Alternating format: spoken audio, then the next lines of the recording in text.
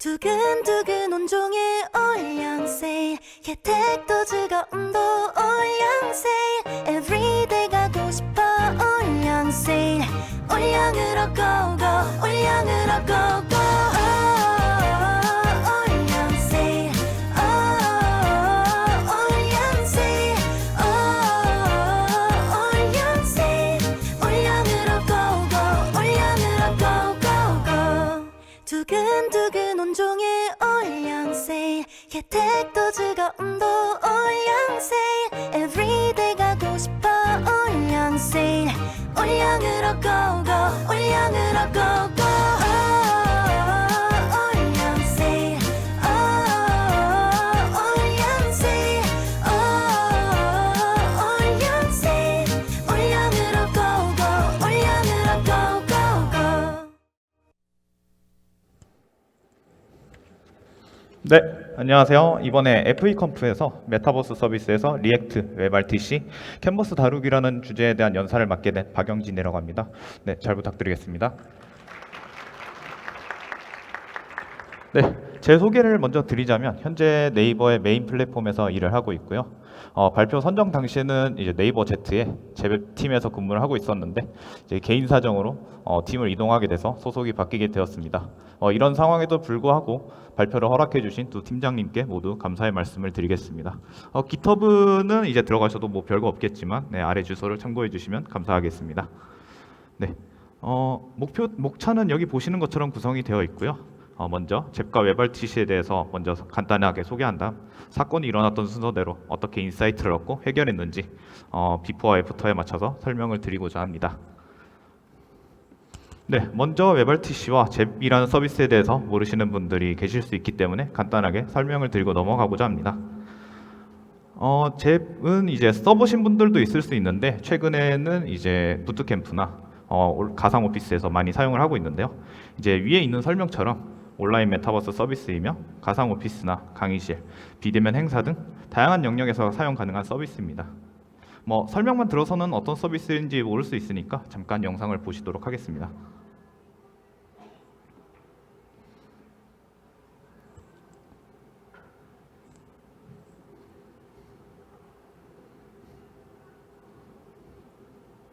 네, 소리는 없고요. 이제 보시는 것처럼 캐릭터가 대화도 하고 자유롭게 이동도 하면서 이제 자유롭게 의사소통을 하고 있는데 게임 엔진 라이브러리를 사용해서 캔버스에 구현이 되어 있습니다. UI는 리액트로 지금 구현이 되어 있고요. 네, 잽을 개발하면서 좀 많은 애로사항들이 있었는데요. 먼저 이제 모든 회사가 다 그렇겠지만 이제 개발자의 리소스가 많이 부족했어요. 이제 직접 웹RTC를 구축해볼까도 했었지만 이제 미디어 관련 기능을 담당하던 게 저 혼자였다 보니까 다른 기능도 개발하면서 구축할 시간이 좀 많지가 않았었던 문제가 있었어요. 이제 작년 FEconf에서도 웹RTC 구축에 대한 트랙을 들어볼 기회가 있어서 들어봤었는데 잽에서도 웹RTC 쪽 구축하고자 하는 논의는 몇 번 있었지만 실행하는 게 쉽지 않겠다는 생각이 좀 많이 들었었고요. 그리고 도메인도 이제 기본적인 웹 기술뿐만 아니라 게임과 관련된 캔버스, 이제 미디어를 관리하는 웹RTC까지 복잡하다는 문제도 있었어요. 그리고 마지막으로 스타트업 특성상 피처 개발에 집중을 하게 되는데 주기적으로 개편을 하면서 기능을 개발해도 풀어야 할 문제가 너무 많았기 때문에 이런 애로사항들이 좀 있었습니다. 네, 지금 와서 이런 문제들을 어떻게 해결했을까 하고 생각을 해보니까 결국 좋은 팀원들이 있어서 가능했던 것 같아요. 아이디어를 주시기도 하고 네, 직접적으로 도움을 주시기도 했었고요. 그리고 좀 모르는 도메인이었지만 부딪혀 보면서 익혀가는 개발이 흥미로워서 그런 재밌는 기술들과 서비스를 만들고 있다는 생각으로 버티면서 해결을 같이 해나갔던 것 같습니다. 이제 다음 장에 들어가기 전에 웹RTC라는 개념이 생소할 수도 있기 때문에 잠깐 설명을 드리고 넘어가고자 합니다. 먼저 이제 RTC라고 하면은 리얼타임 커뮤니케이션으로 실시간으로 정보를 교환하는 통신들을 총칭하고 있고요. 이렇게 들으면 어려운 개념같이 들릴 수 있겠지만 전화나 화면 공유 그리고 클라우드 서비스 등 실시간으로 무언가를 교환한다고 하면은 모두 RTC라고 이해를 해주시면 될 것 같습니다. 그럼 이제 웹RTC는 RTC 앞에 웹이 들어갔으니까 말 그대로 웹에서 RTC가 가능하도록 만들어진 플러그인이고요. 구글이 오픈소스화한 프로젝트로부터 시작이 되었습니다. 네, 이제 잽과 웹RTC에 대한 관련된 이야기들을 좀 풀어보도록 하겠습니다. 먼저 WebRTC 솔루션을 교체하면서 있었던 문제들을 소개해드리고자 해요. 이 챕터는 솔루션과 관련된 이야기들이 많이 나오기 때문에 최소화해서 설명을 드리고자 합니다. WebRTC를 사용한 대표적인 플랫폼을 다들 생각을 해보시면 구글 밑이 있겠죠. 이 좀 더 영역을 넓히면 웹에 대한 영역은 아니지만 줌도 있겠고요. 이 서비스들을 생각해 보면 이제 하나의 통화에서 모든 사람들의 음성과 화면을 확인할 수가 있어요. 하지만 이제 잽과 같은 메타버스 서비스에서는 적용되는 방법이 조금 다른데요. 잽에서는 어떻게 WebRTC를 활용하는지 영상을 한번 보시도록 하겠습니다.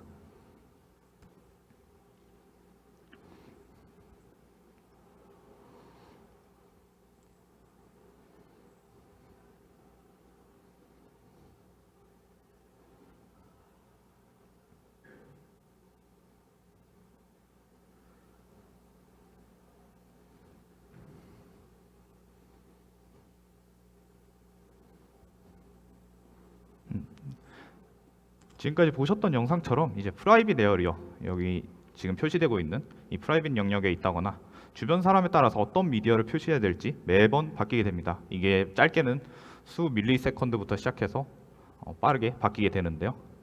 이렇게 잽에서는 하나의 공간 안에서 누군가의 미디어를 구독할지 구독하지 않을지를 결정하는 것이 굉장히 중요한 포인트가 됩니다. 앞으로 발표를 하면서 구독이란 단어가 많이 나오게 될 텐데 다른 사람의 미디어를 볼지 안 볼지를 결정하는 것에 대해서 구독 해제라고 표현을 하도록 하겠습니다. 그런데 이제 잽은 프로토타입이 개발되던 당시에 이미 사용하던 솔루션이 있었습니다. 이 솔루션을 사용할 당시에는 한 2, 3년 정도 전이었는데 이때는 이제 메타버스라는 개념이 퍼지기 시작하던 때이다 보니까 참고할 만한 프로젝트가 많이 없이 시중에 존재하는 WebRTC 솔루션을 사용해서 개발을 했었는데요. 그러다 보니 그 당시에 이제 개발을 진행했을 땐 다른 서비스처럼 하나의 통화에 모두가 참여하는 이제 구글 미시나 줌 같은 방식이 아니라 유저가 들어오면 그림처럼 왼쪽에 있는 그림처럼 유저별로 통화가 하나씩 생성이 되는 방식이었어요.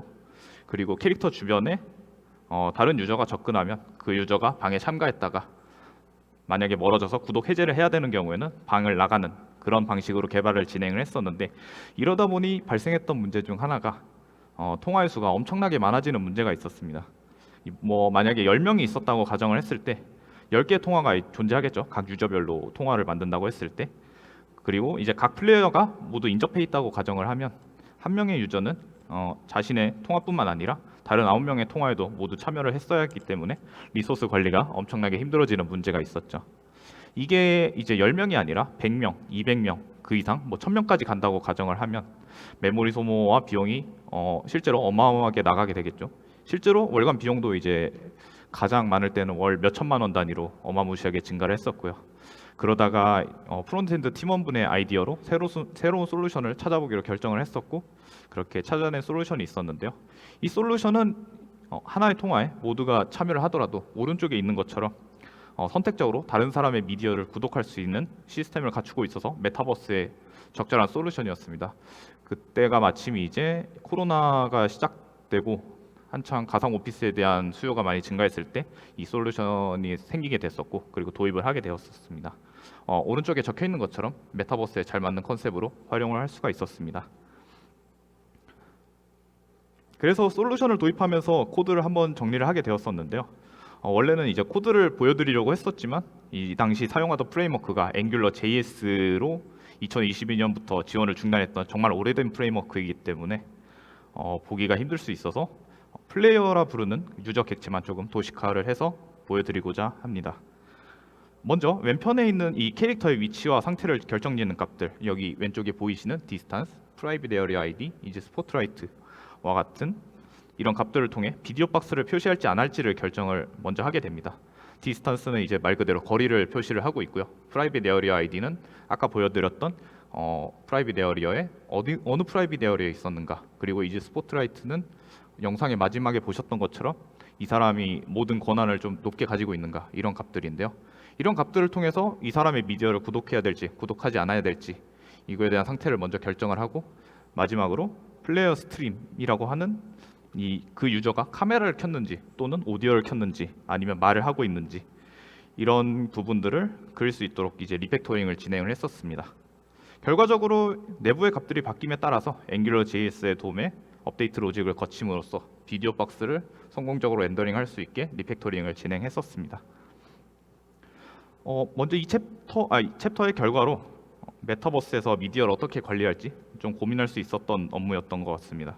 그리고 솔루션을 교체함에 따라서 각 솔루션의 최대 사용량을 기준으로 90% 최대 사용 기준 90% 이상 감소하는 결과를 얻을 수 있었고요. 그리고 마지막으론 미디어에 대한 도메인 지식이 전무했던 채로 시작을 했었는데 그 당시에는 웹RTC가 어떤 건지도 몰랐었고 흥미있다라고만 생각을 했었는데 그렇게 시작을 했던 업무가 진행을 하고 나니까 많은 지식과 인사이트를 얻어갈 수 있었던 계기였던 것 같습니다. 네, 이렇게 솔루션을 옮기고 나서 다음으로는 이제 아까 말씀드렸던 앵귤러 JS에서 리액트로 이동하면서 생겼던 문제와 해결 과정에 대해서 소개를 드리고자 합니다. 앞서 말씀드렸던 것처럼 제 베타 버전은 앵귤러 JS를 사용해서 만들었었습니다. 저도 이제 베타 버전이 만들어진 이후에 합류를 하게 됐었는데 이 해당 스택을 그때 확인할 수 있었고요. 그래서 앵귤러와 앵귤러 JS는 완전하게 다른 스택이다 보니 10년 전에 봤었던 프레임워크를 이때 다시 만나게 되니까 합류 직후에는 좀 코드를 많이 보면서 많이 당황스러웠던 기억이 났었습니다. 그래도 합류 후에 게임 페이지를 제외하고 나머지 웹 페이지들, 예를 들면 로그인 페이지라든가 랜딩 페이지, 그런 페이지들은 Next.js로 천천히 마이그레이션을 진행하고 있었는데 핵심 페이지인 게임 같은 경우는 언제 전환을 할지 가늠을 못하고 있던 상황이었습니다. 그러던 와중에 이제 그 당시에 새로 합류하셨던 프론트엔드 개발자분께서 지속적으로 마이그레이션에 대한 필요성을 전사적으로 어필을 해주셨고 채용이나 이후 유지 보수에 있어서도 앵귤러 JS보다는 리액트를 사용해서 관리를 하는 게 이후 비용이 많이 줄 수 있겠다라는 전사적인 선택으로 인해서 설득이 되었고 그 결과 이제 피처 개발을 최소화하면서 게임 페이지를 마이그레이션 할 수 있는 일정을 얻을 수 있었습니다. 그러면 이제 리액트로 왔으니까 앵귤러 JS에 있었던 업데이트 순서 문제나 지원 종료된 문제나 돔에 직접 접근해서 발생하는 그런 이슈들 없이 행복하게 개발할 수 있겠지라고 생각을 했었는데요. 네, 전혀 아니었습니다. 리액트로 옮기면서도 리액트에서 발생했던 갖가지 문제들이 있었는데요. 대표적으로 세 가지가 있었던 것 같습니다. 먼저 변경이 즉시 반영되지 않는 문제가 있었는데요. 앵귤러 JS의 경우에는 이거를 접해보신 분들이 있을지 잘 모르겠지만 스코프라는 걸 사용해서 관리를 하고 있는데 여기에 apply라는 함수가 있습니다. 이 함수로 호출하면 돔을 업데이트하라고 강제적으로 명시적으로 지정을 할 수 있었는데요. 이 apply 함수를 남발하면 문제가 되지만 적절하게 사용을 한다면 변경을 잘 관리할 수 있었죠. 하지만 이제 리액트로 넘어오면서 앞서 보여드렸던 플레이어 객체 변경을 감지를 했어야 되는데 리액트가 아닌 캔버스에서 사용하던 객체이기 때문에 변경을 확인할 수가 없었죠.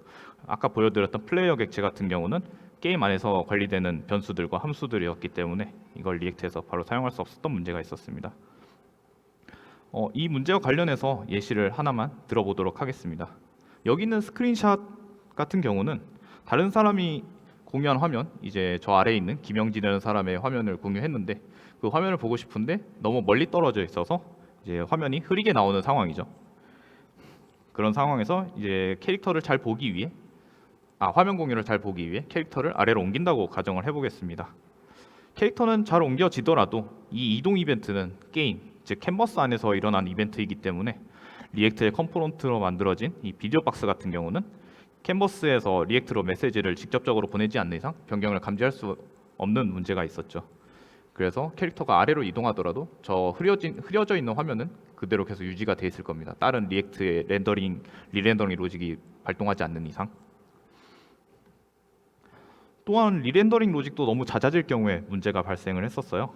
수많은 유저들이 짧은 시간에 한 번씩 움직인다. 만약에 100명이 한 칸씩만 움직이더라도 이 움직일 때마다 매번 비디오 박스의 상태에 대한 렌더링을 다시 진행한다면 성능에 엄청난 악영향을 끼칠 수 있게 되겠죠. 예를 들어서 100명이 나와 멀어진다든지 아니면 100명이 동시에 나와 가까워진다든지 그런 문제들이 발생한다면 이제 비디오 박스 렌더링에 엄청난 영향을 끼칠 수 있겠죠. 마지막으로 상태 관리에 대한 고민도 굉장히 컸었습니다. 여기서는 이제 상태 관리에 대해서 많은 상태들을 관리를 했어야 됐는데 유저와 관련된 값부터 시작을 해서 이제 게임 상태 관련된 값, 즉 캔버스 내부에 있는 상태에 대한 값뿐만 아니라 이제 리액트 UI 상태에 대한 값도 상태를 관리했어야 했고요. 그뿐만 아니라 저희는 웹RTC를 외부 솔루션으로 사용을 하고 있었기 때문에 이 솔루션에 대한 상태값까지 관리해야 될 상태는 어마무시하게 많고 이제 어디서부터 관리해야 될지 감이 잘 잡히지 않는 문제가 있었습니다. 그래서 리액트와 잘 동기화시키기 위해서 많은 방법들을 리서치를 해보았었어요. 대표적으로 무식하게 셋 인터벌 안에서 0.2에서 0.3초 안에 외부에서 업데이트된 상태를 불러와서 비디오 박스를 이제 주기적으로 업데이트하는 방법도 생각을 해보았었고요. 물론 이 문제는 사람들의 움직임이나 비디오의 상태와 관련 없이 주기적으로 업데이트를 해주는 로직이기 때문에 편리하고 빠르게 사용을 할 수 있었지만 스마트한 해결 방법은 아니라고 생각을 했었고요. 그리고 상태 관리에 대해서도 리코일이나 리덕스, 저스트한드 등 다양한 상태 관리 라이브러리들을 찾아보기도 하면서 어느 라이브러리가 우리에게 적합할까를 찾아보기도 했었습니다. 그러다가 발견했던 상태 관리 라이브러리가 모벡스였었는데요. 기존에도 모벡스를 사용해서 저희가 상태 관리를 하고 있긴 했었는데 게임이라는 특성상 게임의 모든 것들은 오브젝트, 즉 객체로 관리가 되고 있습니다. 캐릭터도 오브젝트이고 타일도 오브젝트, 텍스트도 오브젝트, 이벤트도 이제 오브젝트로 관리를 할 수 있겠죠. 모든 것이 객체로 관리되고 있기 때문에 객체를 극한으로 활용하기 위한 방안으로 모벡스에 대해서 주목을 하기 시작했고 그 덕분에 더 잘 쓸 수 있는 모벡스를 더 잘 쓸 수 있는 방향을 찾아냈습니다. 오른쪽에 있는 글이 이제 모벡스의 공식 설명인데요. 여기서 설명하는 것처럼 빨간 부분을 주목하시면 될 것 같습니다. UI 프레임워크 밖에서 어플리케이션의 상태를 관리할 수가 있고요. 따라서 코드 분리가 쉽고 다른 곳에서 사용하기 유용하며 무엇보다 쉽게 테스트할 수 있습니다. 저희는 이 부분에 주목을 했었고요. 그래서 UI 프레임워크 밖에서 상태를 모두 관리할 수 있다는 거에 매력 포인트를 많이 느꼈었습니다. 모벡스에 대해서 잘 모르시는 분들도 있을 수 있기 때문에 잠깐 모벡스를 소개시켜 드리자면 다음과 같습니다. 먼저 상태, 스테이트를 정의하고 관찰 가능하게 만든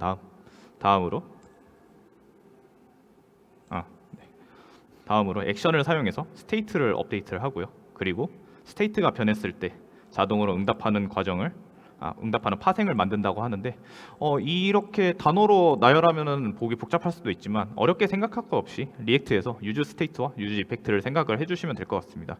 유즈 스테이트로 스테이트를 관리하고 셋 스테이트로 액션을 취해주고 그리고 유즈 이펙트에서는 그 사이드 이펙트를 받아서 다른 업무들을 처리하는 그런 과정이라고 생각을 해주시면 될 것 같습니다. 오른쪽에 있는 코드는 모벡스의 예제를 그대로 가져왔는데요. 투두라는 클래스가 있을 때 상태들은 모두 멤버 변수로 정의를 하고 액션 같은 경우는 함수로 정의를 한 다음에 생성자에 있는 make observable을 사용해서 변화를 추적할 수 있도록 만들어줍니다. 이렇게 객체를 스토어처럼 사용할 수 있는데요. 그래서 여기 코드에 보이시는 것처럼 id와 타이틀, finish들을 이제 상태로 정의를 해두고 토글을 액션으로 정의를 해둔 다음에 컨스트럭터에서 make observable을 통해 observable과 액션 그 두 개를 정의를 한 다음에 바로 이 객체를 스토어처럼 활용할 수 있게 됩니다.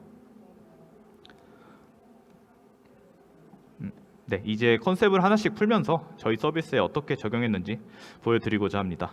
먼저 게임 플레이어라고 하는 객체의 일부를 보여드리고 있는데요. 여기서 앞서 봤던 예제처럼 변경을 감지해야 할 변수들을 모두 observable로 만들었습니다. 여기 보시는 것처럼 ID도 observable이 될 수 있고 이름도 중간에 바뀔 수가 있고요. 역할 같은 경우도 다른 사람이 스포트라이트를 지정해 준다든지 스태프로 지정한다든지 이런 경우처럼 상태가 바뀔 수 있기 때문에 observable로 지정을 해두었고요. 그리고 아까 보여드렸던 그 비디오에 대한 구독 여부를 결정하는 이지 스포트라이트, 프라이빗 에어리어 ID, 디스턴스와 같은 값들 모두 observable로 정의를 해두었습니다. 그리고 마지막에 있는 업데이트 RTC 함수를 액션으로 만들면서 액션 내에서 observable을 업데이트할 수 있게 만들어 주었습니다. 다음엔 아까 액션으로 지정했던 업데이트 RTC에 대한 함수를 보고 계신데요. 최대한 간략화해서 코드를 붙였습니다. 이 함수는 게임에서 플레이어 위치가 이동되거나 프라이빗 에어리어와 같은 특수한 영역으로 이동했을 때 스로틀링으로 실행되는 함수입니다. 스로틀링을 왜 했는지는 이후에 좀 설명을 드리도록 하겠습니다. 함수 내에서 내 캐릭터와 다른 캐릭터들 간의 거리나 프라이빗 에어리어 같은 프라이빗 에어리어에 있는지 등을 업데이트를 하면서 미디어를 구독을 해야 하는지 등을 결정을 해주고 있는데요. 코드를 보시면 오른쪽에 게임 플레이어의 멤버 변수로 존재하는 dis.distance와 dis.isSubscribe 이 값이 플레이어의 다른 상태나 외부 요인에 의해서 지속적으로 바뀌게 됩니다. 이렇게 변화된 스테이트가 결국 다시 외부에 영향을 끼치게 되겠죠.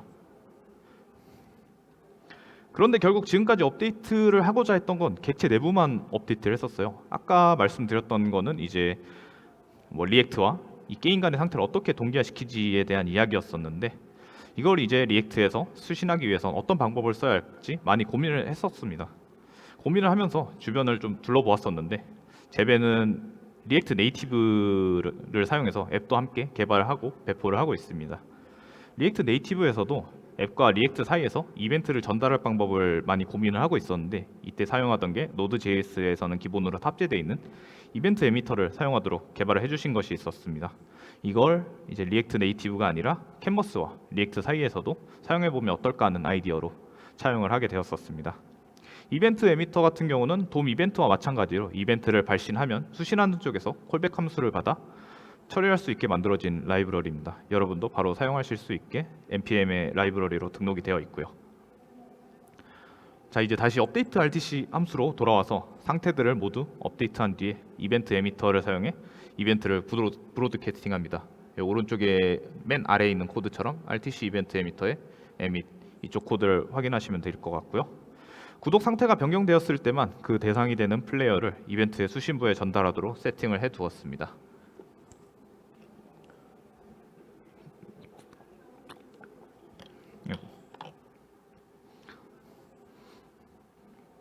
오른쪽에 이제 보이시는 것은 비디오 박스 목록을 관리하는 리액트의 훅스의 일부인데요. 빨간색으로 테두리 친 부분만 중점적으로 봐주시면 될 것 같습니다. 보시면 특이하게 플레이어를 맵의 밸류에 등록하는 게 아니라 맵의 키로 등록을 해두었습니다. 그리고 밸류에는 모백스에 있는 함수인 리액션을 사용해서 거리나 다른 값, 예를 들면 여기 이즈 스포트라이트라든가 디스탄스, 프라이빗 에어리어가 바뀌는 경우에 업데이트 리모트 플레이어스라는 함수가 실행되도록 리액션을 걸어 두었습니다.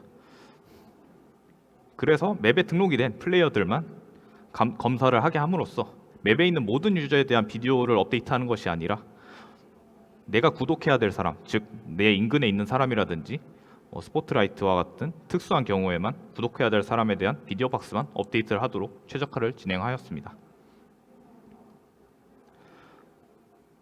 네, 결과적으로 리액트를 벗어난 다른 모듈들과 동기화를 더 잘할 수 있었던 것 같습니다.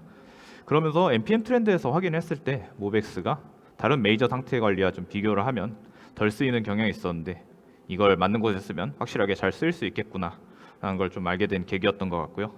또한 앞선 슬라이드에서 업데이트 RTC가 특정한 상황에서 스로틀링 되게 실행되는 함수라고 제가 먼저 말씀을 드렸었는데, 처음에는 캔버스의 맵 프레임마다, 즉 60fps라고 하면 1초에 60번씩 실행되는 렌더링을 진행을 했다가 성능에 이슈가 생겼기 때문에 이걸 해결하기 위해서 최적화를 한번 진행하다 보니 스로틀링을 걸게 되었었고요. 이렇게 성능을 모니터링하면서 개발을 진행하다 보니까 리렌더링을 최소화하기 위한 다양한 방법을 또 연구할 수 있었던 결과였던 것 같습니다. 다음으로는 이제 리팩토링에 대한 얘기를 좀 꺼내 드릴 텐데요. 리액트로 전환을 완료했다. 아까 말씀드린 것처럼 일정을 비우고 피처에 대한 개발을 최소화하면서 마이그레이션에 집중을 해서 리액트로 전환을 했는데, 리액트에 전환을 완료했으니까 그동안 밀렸던 기능들을 하나씩 개발을 하게 됐었어요. 여기 보이는 것처럼 이건 모두 제가 담당했던 기능들인데, 그리드 뷰를 만들기도 하고 비디오 박스를 전체적으로 한번 리팩터링 하면서 미디어를 사용하지 않는 유저들의 비디오 박스를 모두 통합을 한다든지, 그리고 또 유저들의 요청으로 볼륨이 너무 작다, 볼륨을 좀 키워줬으면 좋겠다, 다른 프로덕트들은 말소리가 크게 나오는데 잼만 유독 작게 나온다, 이런 건의들이 있다 보니까 볼륨을 증폭하기 위해서 웹 오디오의 API를 사용을 해서 볼륨을 증폭할 수 있는 기능도 개발을 했었고요. 그리고 또 마찬가지로 다른 서비스에는 있는데 왜 제배는 화면을 흐리게 할 수 있는 기능이 없지? 라고 건의를 주시기도 하셔서 화면을 흐리게 하는 블러 기능을 붙이기도 했었습니다. 이렇게 점점 기능들은 추가가 되면서 코드는 복잡해져 가는데 그 사이사이에 추가로 미디어에 관련된 장애들이 발생을 하는데 이 문제들을 해결하다 보니까 코드는 점점 알아보기 힘든 상황이 되어가고 있는 상태였어요.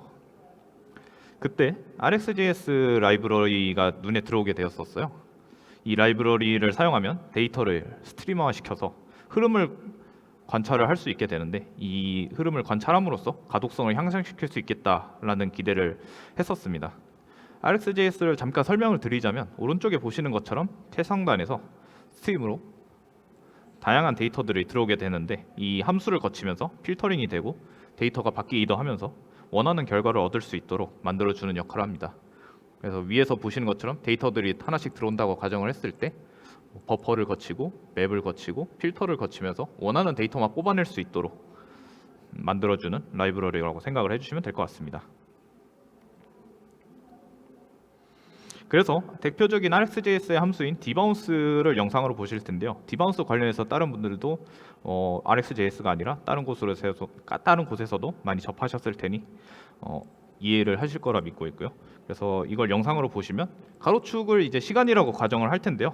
시간이 흐르면서 데이터가 변화해서 아래쪽에 결과물을 얻을 수 있게 됩니다.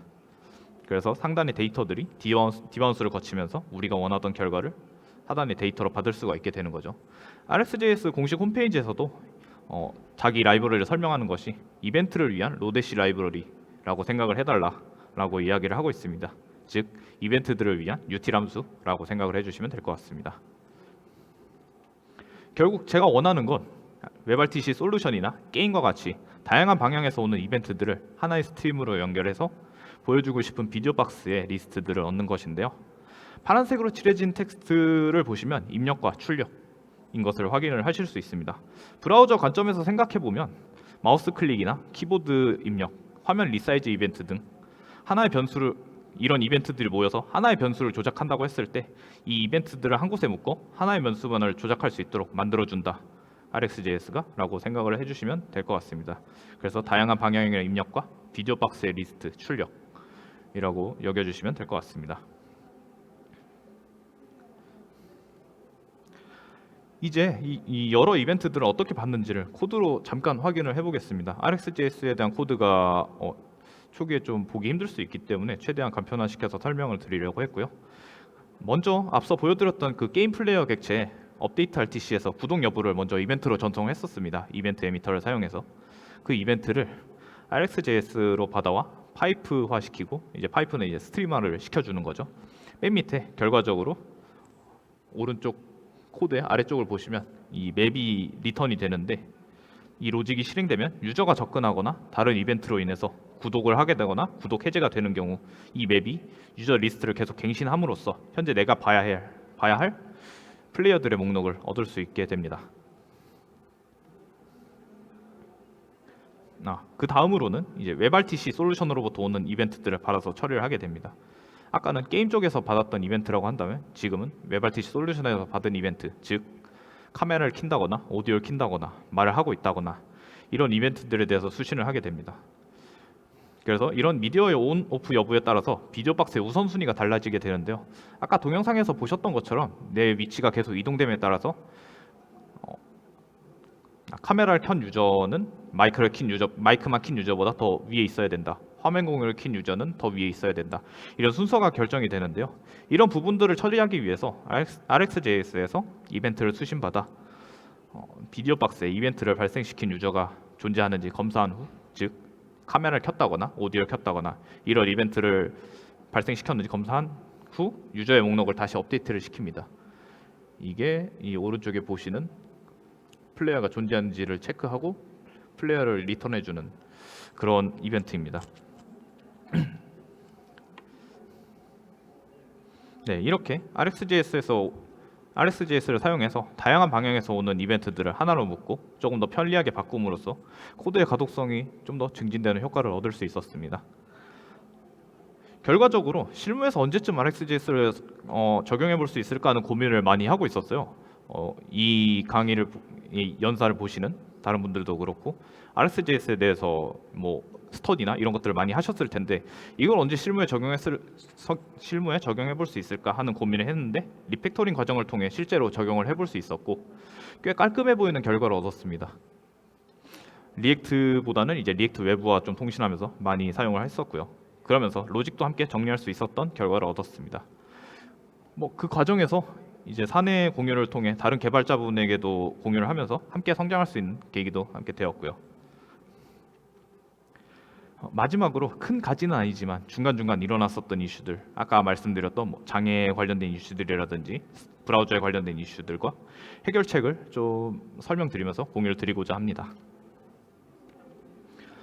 이렇게 다양한 문제들이 있었는데 하나씩 짧게 공유를 드리도록 하겠습니다. 먼저 프라이빗 에어리어라고 하면 이제 자기들끼리 이야기할 수 있는 공간이죠. 이제 내부 인원들끼리 이야기를 할 수 있도록 만들어진 영역인데요. 문제는 그 이야기가 프라이빗 에어리어 바깥으로 샌다는 제보가 좀 많이 들어왔었어요. 저희 플랫폼 특성상 그 내부에서만 이야기하는 게 바깥으로 퍼진다라고 하면 매우 크리티컬한 문제라고 저희도 여기고 있었고요. 어떤 문제인가를 한번 생각을 해보니까 결국 성능을 위해서 매번 업데이트를 하는 게 아니라 아까 보여드렸던 것처럼 셋 인터벌을 통해서 주기적 업데이트를 한다 이런 게 아니라 변경이 감지될 때만 이벤트를 통해서 업데이트를 진행을 하고 있었는데요. 그러다 보니 이벤트가 누락이 되는 경우도 생기고 결국 동기화에 문제가 생기게 되었었습니다. 이 문제를 해결하기 위해서 성능보다는 안정성이 최우선이라는 회사의 결정이 있었기 때문에 모든 플레이어를 체크한다거나 아까 보여드렸던 셋 인터벌처럼 매번 주기적으로 업데이트하는 식으로 해결책을 찾아보았었는데 결국 성능 이슈가 좀 많이 발생을 했었습니다. 대표적으로 모바일에서 발열이 엄청나게 심해진다거나 심지어는 PC에서도 강제로 새로 고침이 되는 문제들이 많이 발생을 했었죠. 그런 문제들이 있다 보니 이 업데이트를 진행할 수가 없었던 문제도 있었고요.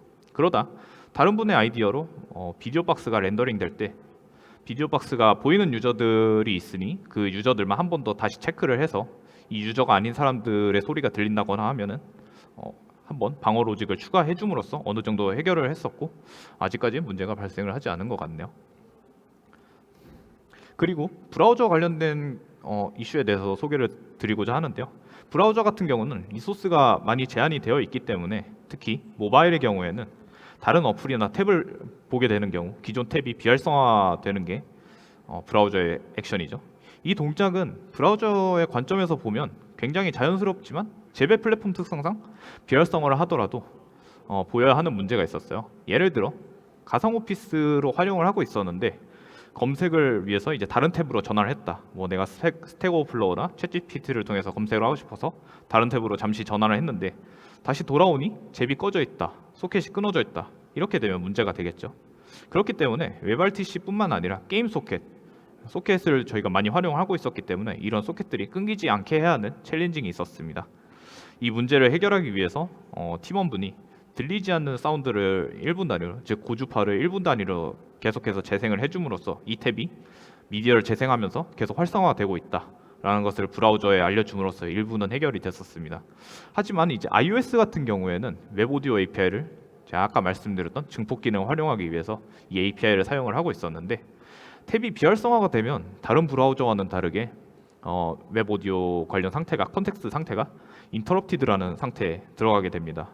이 상태에 들어가면 웹오디오 API를 사용한 모든 미디어가 비활성화가 된 즉시 중지가 되는데 MDN에서 이 해결책을 찾아 인터럽티드 상태에 빠졌을 때 즉시 다른 상태로 변경시키도록 해결을 해주는 추가적인 조치를 취하기도 했었고요.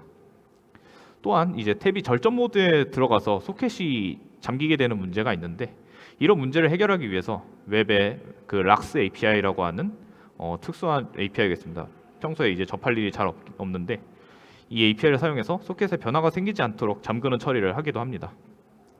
이 방법은 이제 저희가 현재 사용하고 있는 소켓 라이브러리인 마이크로소프트의 시그널 R이라고 하는 라이브러리에서 탭을 절전 모드에 빠지지 않게 하는 방법으로 소개를 하고 있는데 관심이 있으신 분은 검색을 해보셔도 좋고 끝난 뒤에 저에게 뭐 물어보셔도 좋을 것 같습니다.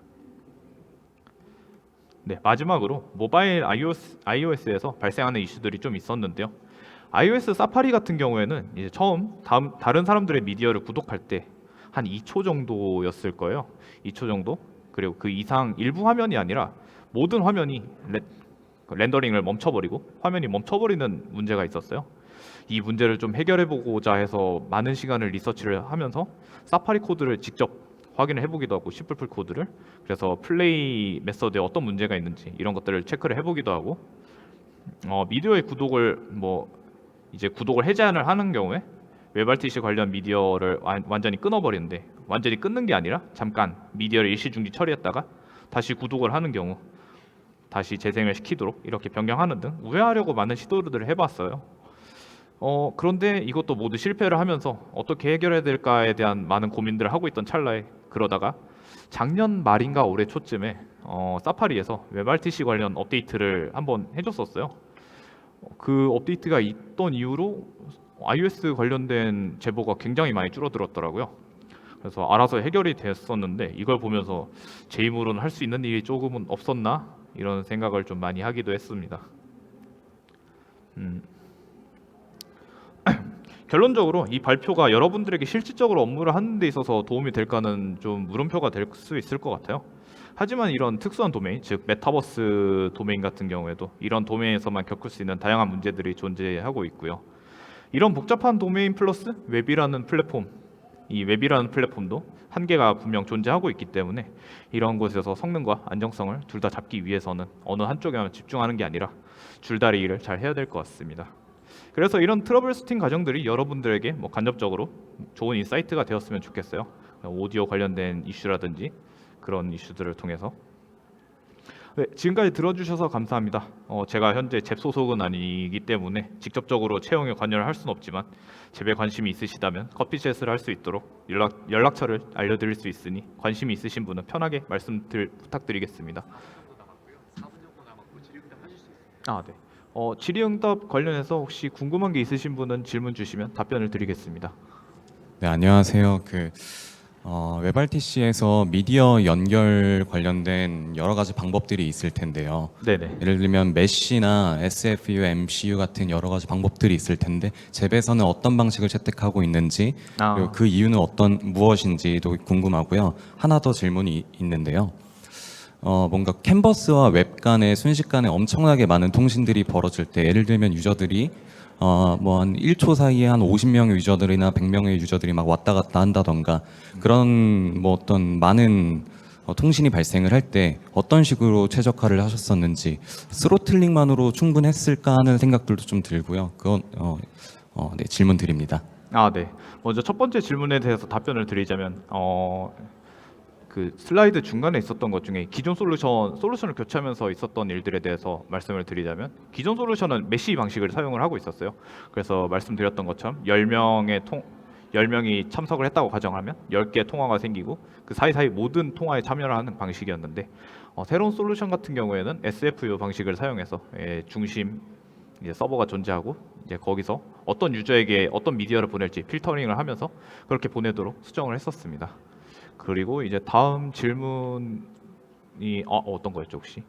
캔버스랑 웹 간에 네네. 좀 통신이 순식간에 좀 많이 발생할 때가 있잖아요. 예를 들면 아까 프라이빗 룸 같은 거, 그런 공간에 유저들이 좀 많이 순식간에 왔다 갔다 빠져나간다던가 들어온다던가 하는 많은 이벤트가 발생할 것 같은데, 그런 것들에 대한 최적화가 혹시 어떤 식으로 되어 있는지, 만약에 그게 스로틀링 아까 얘기하셨었는데 스로틀링만으로 충분했었는지 그걸 좀 한번 여쭤보고 싶습니다. 네. 그 스로틀링으로 업데이트를 관리했던 건 일부 변수들에 한정해서, 즉 미디어 관련된 그 좀 민감한 곳들에 대해서 스로틀링을 걸었었고요.